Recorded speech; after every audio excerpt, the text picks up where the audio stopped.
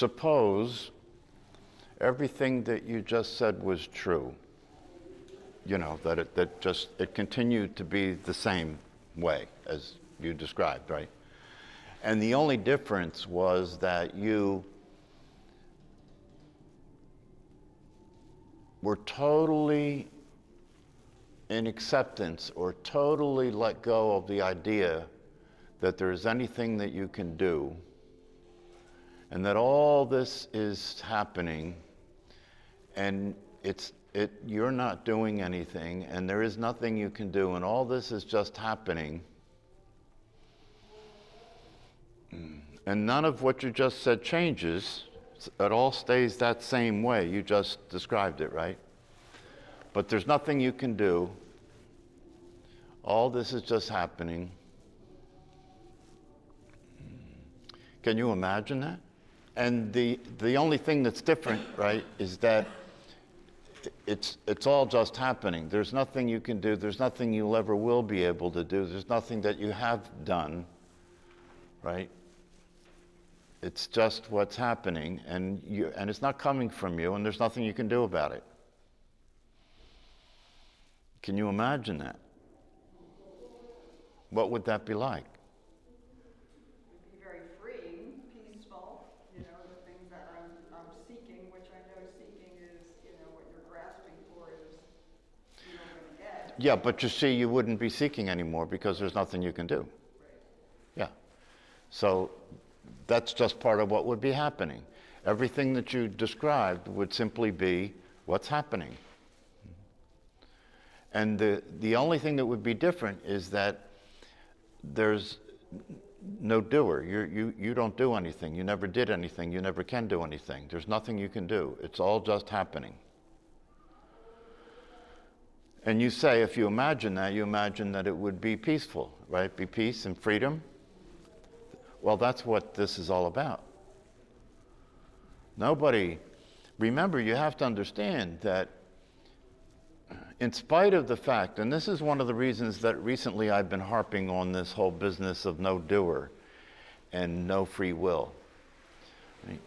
Because what happens here is you learn about enlightenment and you learn about the idea that the person is not real and that you're not the body and so forth. And so then what happens is the person who is learning about that they're not real tries to change. Now watch, this is what does happen. This is what you just described. She just said, as a person, I've tried very hard. I've tried not to be the person. I've tried to be aware that that I'm not the body. I've tried all the things that we've talked about here in terms of using meditation to try and escape from being the one that all this happens to, et cetera, et cetera, et cetera. But it just doesn't seem to go anywhere. I've been at this for a while. It doesn't seem to go anywhere. But you see, the thing that all of that is hinged on or is based on or depends on is that you can do something, isn't it? Everything she said boils down to the one factor.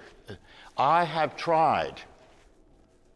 I keep trying, right? But if I then say to her, okay, don't even try and change any of that. Don't try and change thinking you're the doer, right? But can you imagine that even thinking you're the doer is not something that you have any say-so about? That too is just happening. And if you could be that way, if you could let go in that way, if you could totally accept without any conditions, without any exceptions, that all this is just happening and there is no doer and there is no one that can do anything. And not only is that true about yourself, but it's true about everybody else that you are related to. That they can do nothing either, and that they've never done anything. that this is all just happening. And if you really allow yourself, see, there are two things about this. The one thing is to notice, to allow yourself to notice the condition that you're in when you think that you can do something. The condition that you're in when you think you can do something is you will try and do something. You'll struggle, you'll cope, you'll try and change, you'll try and be different. You'll try to stop identifying with the mind. You'll try and stop identifying with the body. You'll try and stop feeling the emotions. You'll try and be different. You'll try and act different. You'll try and understand more. You'll try and figure it out more, right? You'll try and meditate better. You'll try and meditate longer, right? You'll try and read more books. Maybe you haven't read enough yet, right? You'll try and read more books. You'll listen to more teachers. With the ongoing idea, you know, that if I try hard enough, I do, see, because the way the mind operates is more different and better, and that's all doership. That's all doership. I'll do more, I'll do different things, I'll do it better. That's all do. I'll do more, I'll do different things, I'll do it better. But what if that's not what the possibility is? What if that's not what the possibility is all about? Right? Because you see, if you're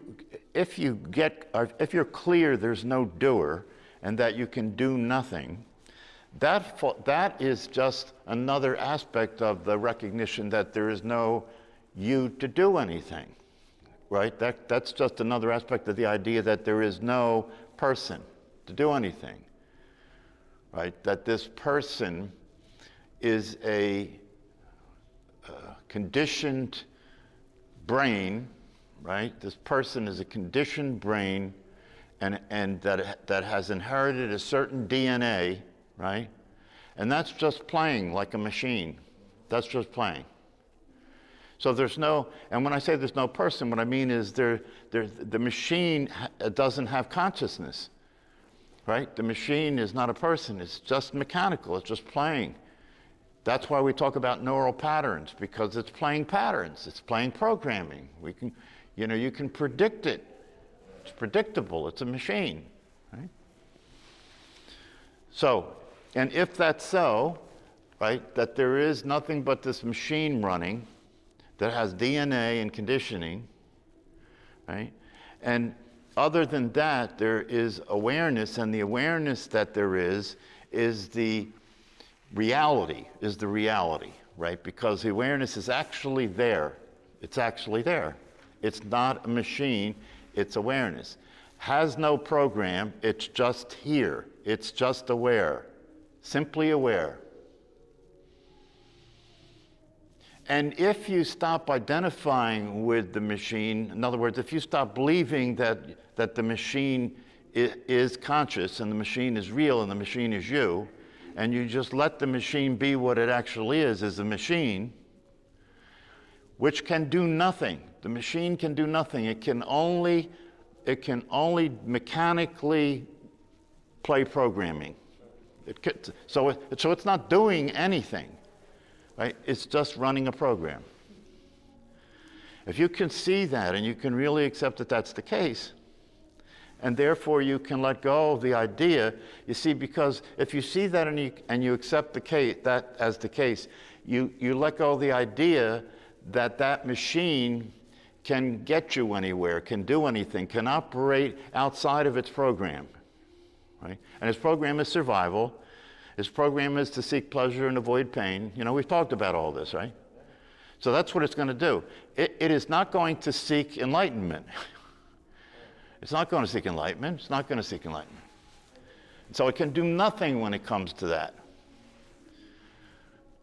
And what there is to realize, what there is to see, is that therefore, if there is nothing that can be done, if there is no doer and therefore nothing can be done, right?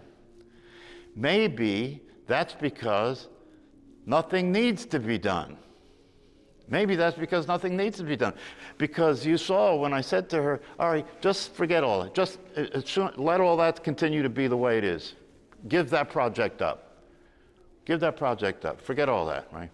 Just imagine that you were absolutely 100% clear that there was nothing you could do. That things are things just happening. Things are just happening. Now, another way of saying this is to refer back to something that I've been saying recently, because you could say, then what is the source? You know, where is it all coming from? You know, where are my thoughts coming from? Where is my behavior coming from? Where did this program come from? My conditioning, my DNA, you know, where's it all come from? Where's what's happening coming from, right? Well, the answer to that is it's coming from the source. It's coming from whatever is the absolute source that has manifested as all of this. You can call it God if you want to call it God. You can call it cosmic consciousness. You could call it awareness. You could call it isness. You could call it the cosmic order. And however it's organized, which is so beyond our comprehension, you see, in terms of understanding, you know, the answers to questions like, why is it doing what it's doing? You know what I mean? Why is it this way? Why isn't it some other way, right? So there's no way to understand that, because that's way beyond our, how do they say that?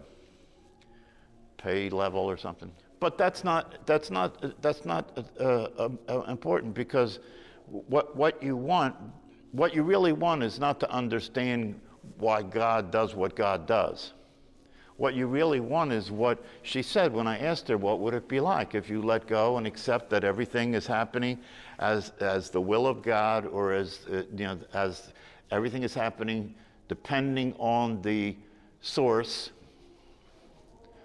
the cosmic order, the cosmic laws, however you want to describe that. Right? But the thing about it that is critical to understand is it's not happening because of you. So if that's the case, then you can imagine what it would be like if you let go and accepted that there's nothing you can do. There's nothing you can do.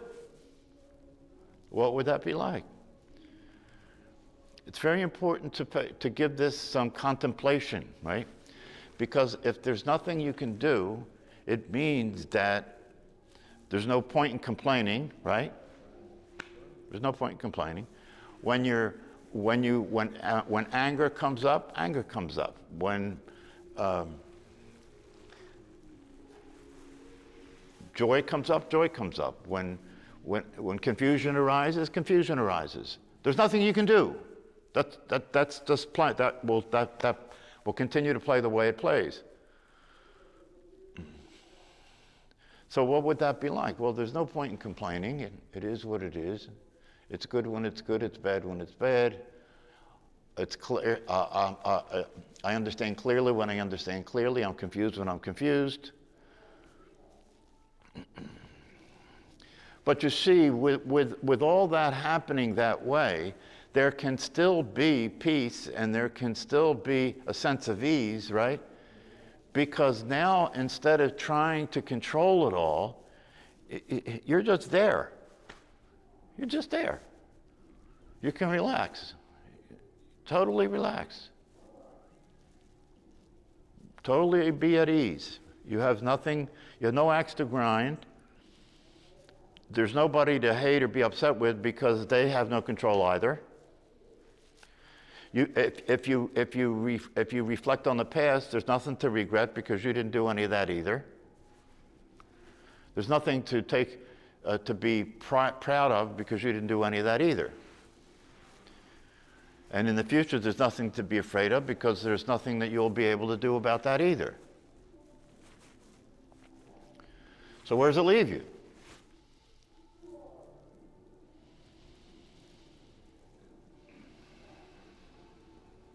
Now, this is the hardest thing.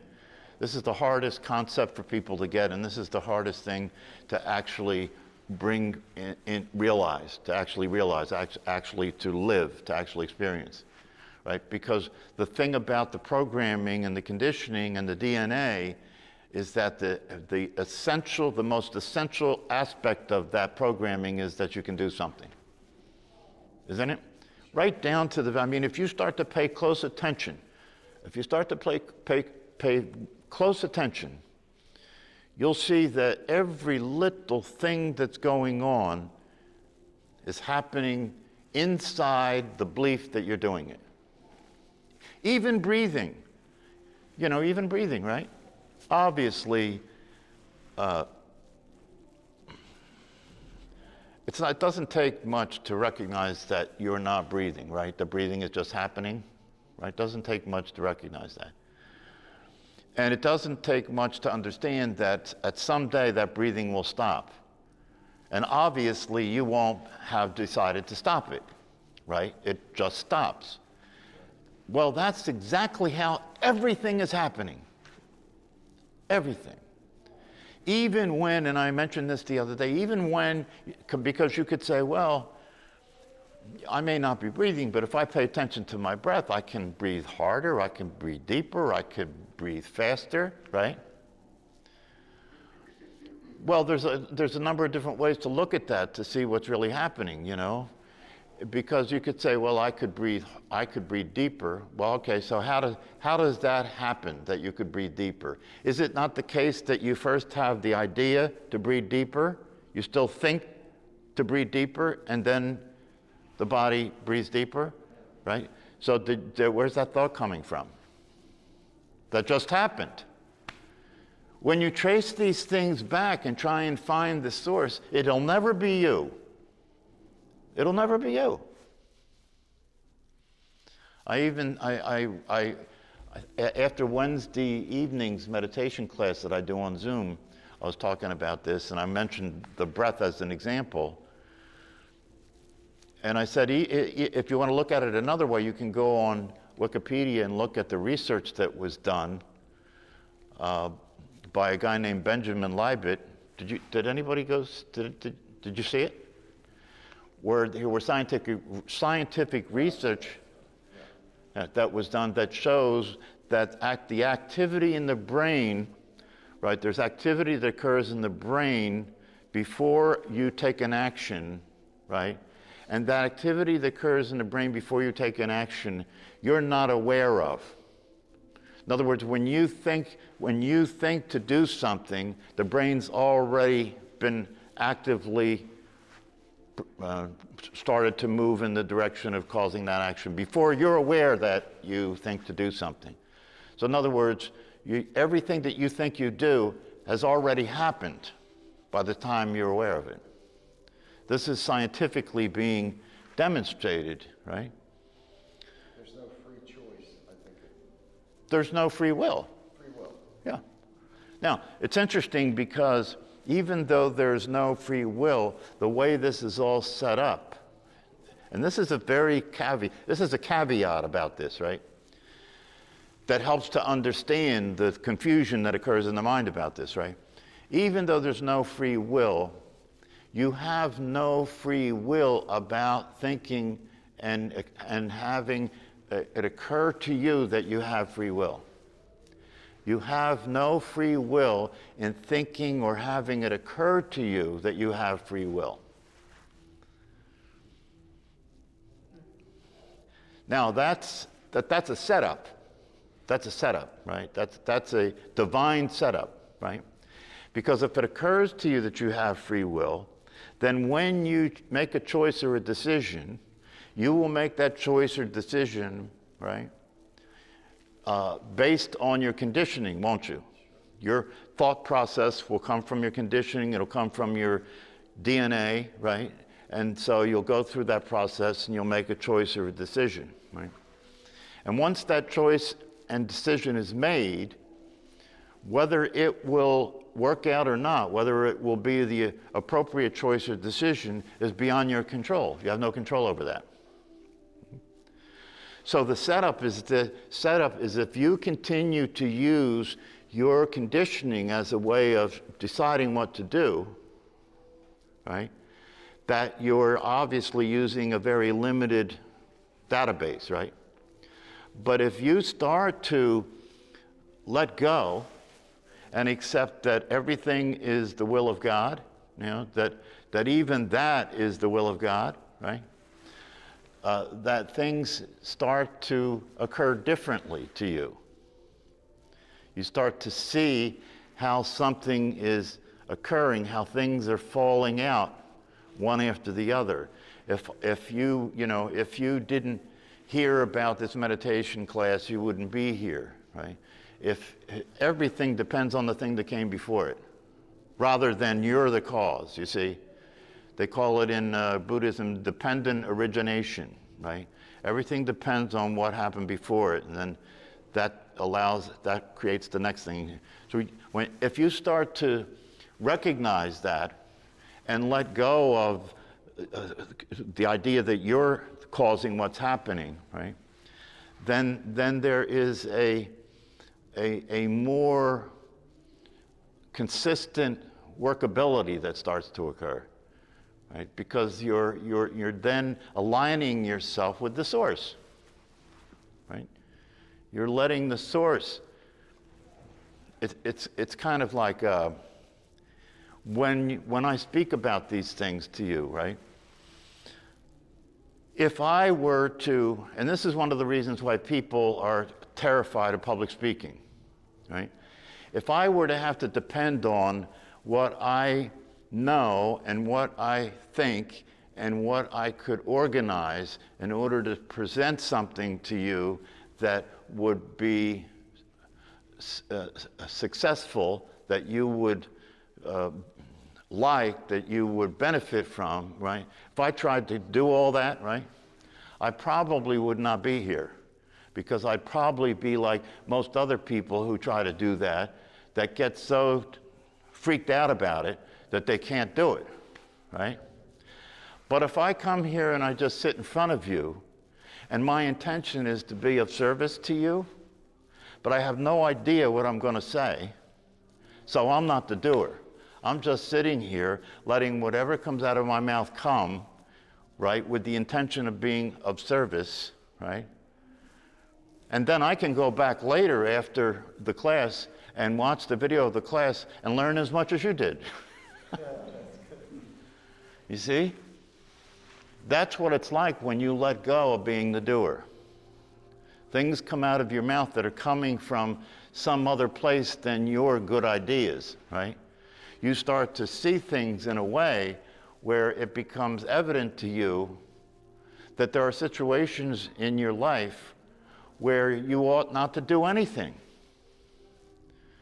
because what's happening will fulfill itself. It doesn't require your involvement, And one of my teachers said, when it comes to this business of enlightenment, when it comes to this business of what you want to realize and experience in terms of freedom and peace and so forth and so on, right? That the wise attitude about it, right, is to stop thinking God needs your help, right? To stop thinking that you're going to do something, right, that's going to have what's already true be realized by you. You're going to do something to have what God's doing get done. All that's going to do is ensure that it doesn't happen, right? That's what's happening, right? Doing a worse job of it. What's that? I said, I'm just doing a worse job of trying to do it. Well, but you see, there's no such thing as a worse job. Anytime somebody thinks they're the doer, it's a worse job. It's all the same worse job, because it's just not the case, right? So my recommendation to you is to just give up. Just give up this whole business of, trying to do anything, and accept the fact that let it happen the way it's happening, and it's not coming from you, therefore you don't have to worry about it. And just see what that's like. Just see what it's like. When you go on your calendar, instead of using an ink pen, start using a pencil, right? Because if you let go and you allow this to be the way that you're experiencing yourself in your life, you may find you're erasing things and putting other things in. Because you're letting go of your will and you're trusting that this is coming from somewhere else, right? So you may have an idea about what you're going to do, right?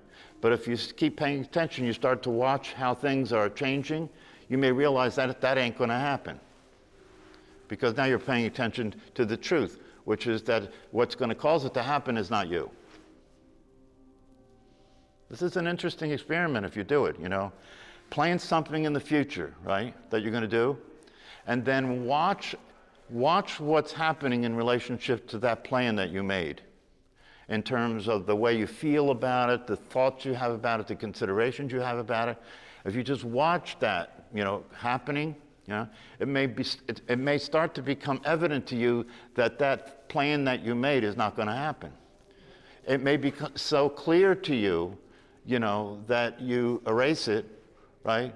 Or you change it to what's happening seems to be leading to, you see? It's very powerful, very powerful. Okay, see you next time.